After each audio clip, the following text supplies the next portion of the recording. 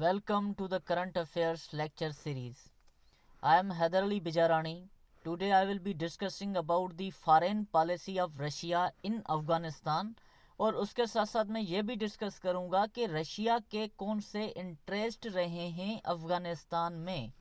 तो सबसे पहले हम अफ़गानिस्तान का ऑफिशियल मैप देखते हैं। तो ये रहा अफ़गानिस्तान का ऑफिशियल मैप और ये रहा रशिया का ऑफिशियल मैप। तो यहाँ से आप देख सकते हैं कि रशिया की डायरेक्ट कोई बॉर्डर लाइन अफ़गानिस्तान से नहीं मिल रही।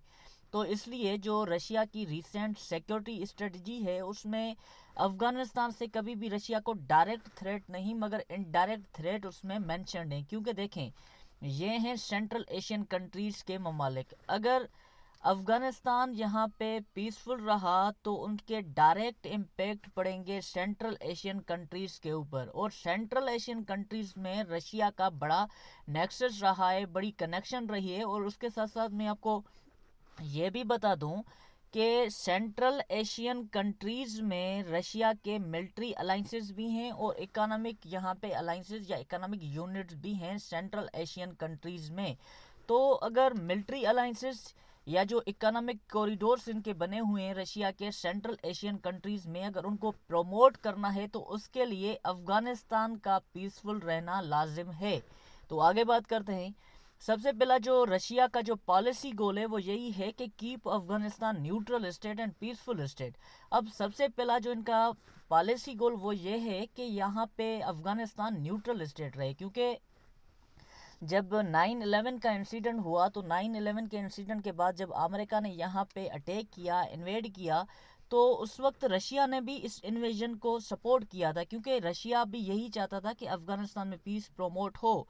अगर अफ़गानिस्तान में पीस प्रमोट होगा तो सेंट्रल एशियन कंट्रीज़ में भी पीस प्रमोट होगा। और रशिया की यही पॉलिसी रही है कि सेंट्रल एशियन कंट्रीज़ में पीस प्रमोट हो। तो उसके बाद ये हुआ कि जब कंटिन्यूस यहाँ पे यूएसए की एग्जिस्टेंस रही तो उसमें बहुत से मतलब कि मैं ये कह सकता हूँ कि रशियन के जो मिलिट्री अलाइंसेस थे या इकोनॉमिक जो अलाइंसेस यहाँ पे हैं उनको बड़ा हैम्पर किया यूएसए ने। तो इसके लिए रशिया का जो पॉलिसी गोल वो ये है कि ये कोई न्यूट्रल स्टेट रहे, मतलब कि किसी भी स्टेट के अंडर में काम नहीं करे और उसके साथ साथ ये पीसफुल स्टेट रहे।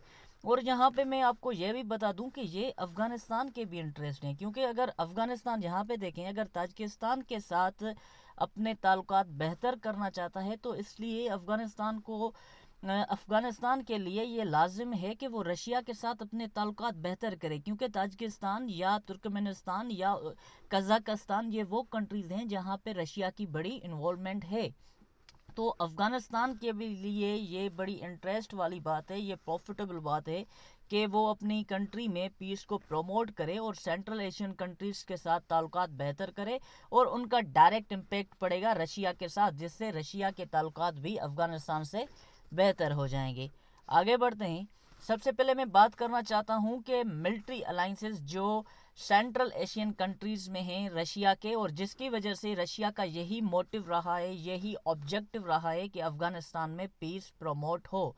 सबसे पहला दी कलेक्टिव सिक्योरिटी ट्रीटी ऑर्गेनाइजेशन एक मिलिट्री अलाइंसेस है रशिया का जिसको कहा जाता है दी कलेक्टिव सिक्योरिटी ट्रीटी ऑर्गेनाइजेशन, जो 1992 में साइन किया गया था।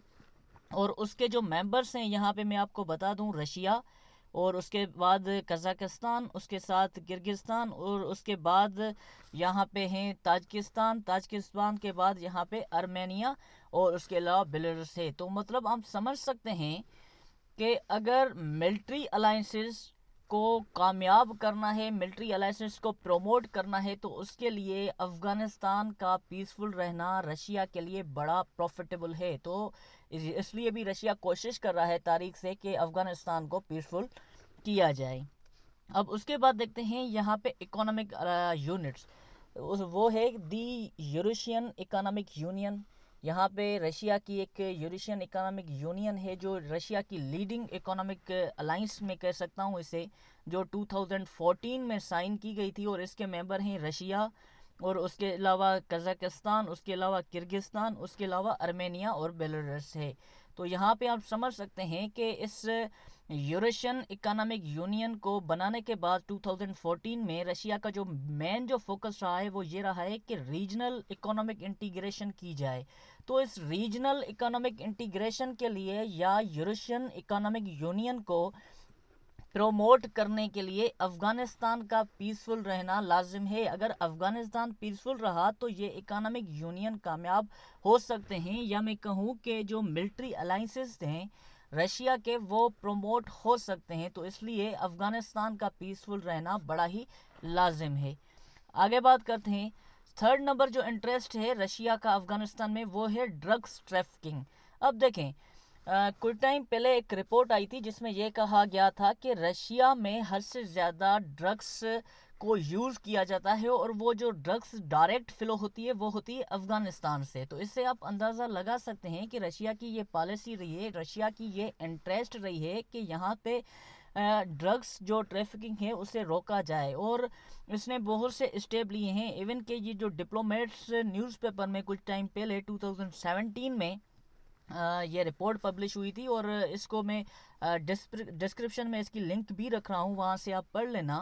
اس میں یہ تھا کہ رشین کے فارن منسٹر نے بڑا کرٹیسائز کیا تھا نیٹو کی ڈرگس انفورسمنٹ پالیسیز کو۔ انہوں نے کہا کہ بھائی آپ ٹھیک طرح سے انہیں کنٹرول نہیں کر پا رہے، جس کی وجہ سے یہ ڈرگس جو ہیں وہ فلو ہو رہی ہیں رشیا میں۔ تو مطلب کہ رشیا کی کنٹینیوس ایک انٹرسٹ رہی ہے کہ ڈرگس ٹریفکنگ کو بھی روکا جائے رشیا میں آنے سے۔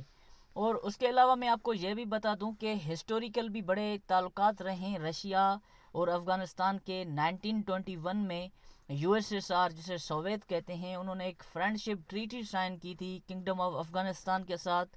اس کے بعد 1979 میں سوویت نے انویڈ کیا تھا افغانستان کے اوپر۔ اب اس پہ میں نے ایک ڈیپ میں لیکچر بھی بنایا ہوا ہے، میں اس کی لنک بھی رکھ رہا ہوں ڈسکرپشن میں، تو آپ وہ دیکھ لینا۔ اور اس کے علاوہ پھر جب سوویت یہاں سے واپس چلی گئی، اور اس کے بعد جب ڈکلائن ہوئی سوویت کی اور رشیا کا پھر سے جنم ہوا، تو 1996 میں پھر طالبان رجیم بنی۔ طالبان رجیم کے بعد اب طالبان رجیم اور سوویت انویژن ان دونوں پہ میرا لیکچر ہے، میں ان کی ڈسکرپشن میں لنک رکھ رہا ہوں۔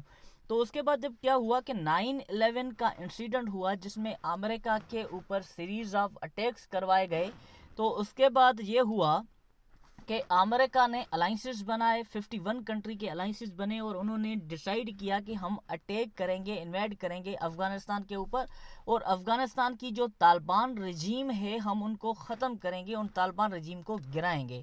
اس وقت کیا ہوا، جو چائنا تھا، جیسے میں نے چائنا پہ بھی لیکچر یہی رکھا ہے، آپ وہ دیکھ لیں، تو چائنا اور رشیا دونوں نے سپورٹ کیا تھا یو ایس اے کو، کیونکہ وہ یہی چاہتے تھے کہ بھائی اگر ان کی یہی پالیسی تھی کہ افغانستان میں پیس پروموٹ ہو۔ تو یہاں پہ اگر ہم صرف رشیا پہ بات کریں تو یہ ایک پالیسی تھی کہ رشیا کی کہ اگر افغانستان میں پیس پروموٹ ہوگا تو اس کے ڈائریکٹ ایفیکٹ پڑیں گے سینٹرل ایشین کنٹریز کے اوپر۔